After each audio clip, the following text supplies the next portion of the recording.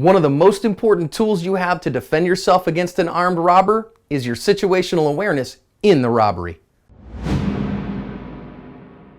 Hi everyone, this is John with today's active self-protection lesson from Motown. This one's from Detroit, and it shows us one of the craziest armed robberies I've seen in a long time. It teaches us the importance of maintaining our situational awareness and knowing what's going on around us, even in the midst of an armed robbery. Also teaches us an important lesson here about emotional fitness, about physical fitness, and about having the skills to win the fight no matter where it goes. This clerk's just minding his business. It's early morning here and he's getting ready for the day, and this woman walks in and she's going to threaten him here very quickly with a gun and announce a robbery. And he doesn't really seem to understand here, but you can see her there. She puts the gun up on the counter, and now that guy's looking at her. You can almost see his eyebrows raised up real high, that he's kind of incredulous as to what she's doing. And so they're having this discussion here, and he is having kind of an argument with an armed robber.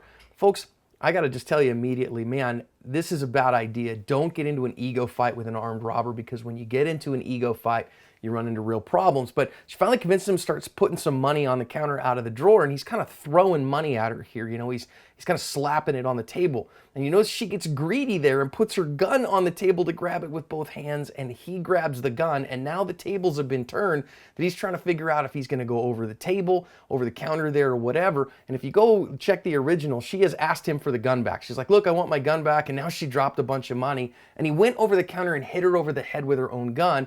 And now a physical fight has ensued. I'm going to speed it up a little bit here just for the sake of time, but they're going to roll around on the ground for quite a significant amount of time wrestling over that gun. She's lost her shoe here, and now she is going to grab it and run off, and it looked to me like she had her gun in that at the same time. She got her gun back, grabbed her shoe, and ran off, and now our clerk here is completely gassed, and he's survived, thankfully, without any injury. And these are the kind of crazy things that happen in the real world, everybody. Let's go back and learn some lessons here. I said it before, I'm going to say it again. Don't get into ego fights with armed robbers. You're operating at a deficiency. You are operating at an initiative deficit, because she's the one that gets to start the fight. She puts that gun out there and says, give me the money behind the counter, right? Well, now you got to deal with this large counter that's sitting here that the armed robbery is being committed across.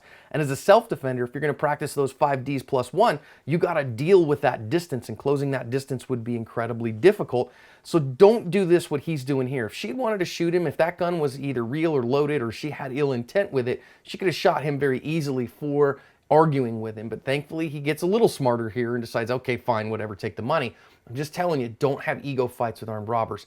Now, he is paying attention. Situational awareness in the middle of the armed robbery, incredibly important, because he sees his opportunity when she puts her gun down. And when you see those opportunities, that's when the time for a counterattack happens, if you're ready. He reached out and grabbed a hold of that gun really fast. Now, here's the time to not get into more fights. Get to safety, run out the back door.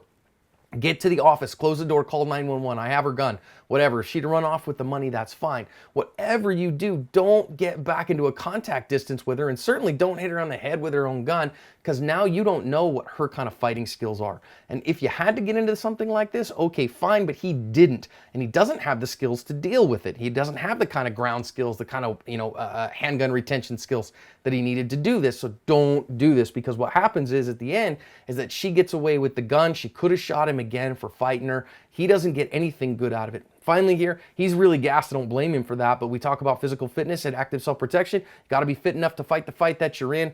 You know, it's got some great stuff, some stuff that was a little bit more difficult, some things that weren't necessarily what we would recommend. So learn some lessons here so that you can cover your asp.